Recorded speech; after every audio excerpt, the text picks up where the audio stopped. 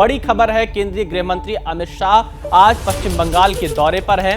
इस दौरान अमित शाह ने बीजेपी कार्यकर्ताओं को संबोधित किया, जहां उन्होंने ममता सरकार पर जमकर हमला बोला। अमित शाह ने कहा कि बंगाल में हिंदुओं पर हिंसा और बंगाल से हिंदुओं का पलायन रोकना है। शाह ने कहा कि बंगाल में बीजेपी कार्यकर्ताओं को मारा गया और बीजेपी कार्यकर्ताओं के हत्यारों को सजा जरूर मिलेगी। साथ ही अमित शाह ने दावा किया कि बिना हिंसा के चुनाव लड़ें तो दीदी की जमानत जब्त हो जाएगी।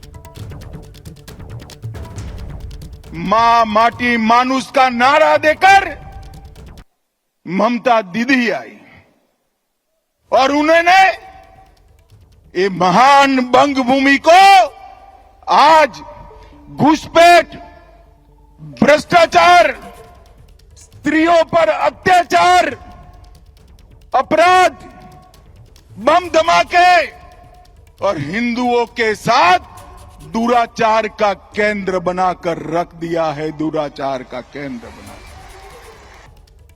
पूरे देश में चुनावी हिंसा बंद हो गई, मगर ये बंगाल है जिसमें चुनाव के वक्त और दीदी को विजय मिलने के बाद सैकड़ों भारतीय जनता पार्टी के कार्यकर्ताओं को मौत के घाट उतार दिया जाता है।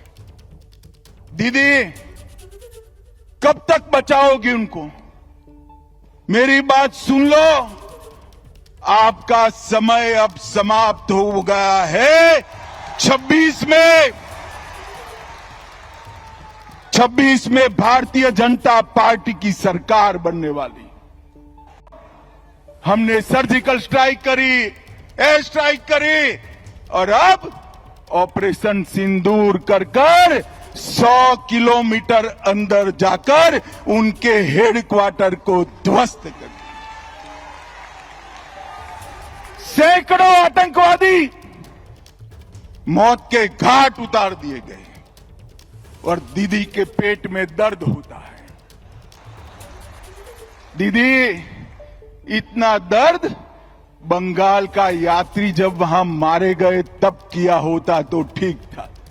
उस वक्त कुछ नहीं बोला और मोदी जी ऑपरेशन सिंदूर कर यहां आए तो एक घटिया सा राजनीतिक बयान देकर ऑपरेशन सिंदूर का विरोध किया।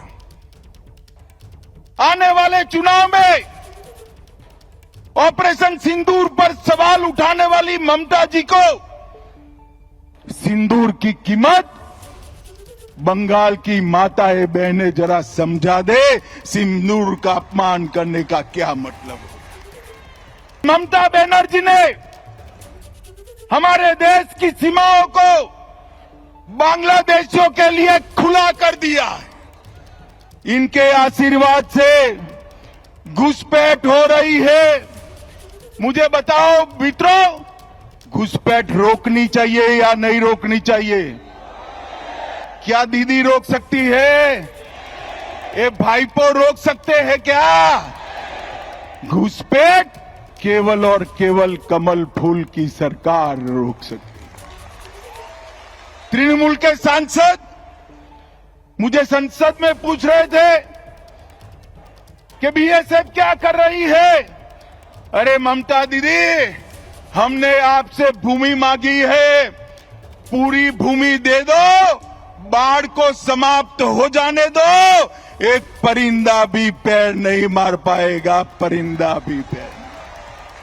आप जानबूझकर बॉर्डर पर भूमि नहीं देते हो क्योंकि घुसपैठ चलती रहे, आपकी वोट बैंक बढ़ती रहे और आपके बाद आपका भतीजा भी मुख्यमंत्री बनता रहे। भाइयों बहनों, ये होने वाला नहीं। ममता दीदी, वक्फ के कानून का विरोध कर आप किसका पक्ष ले रहे हो?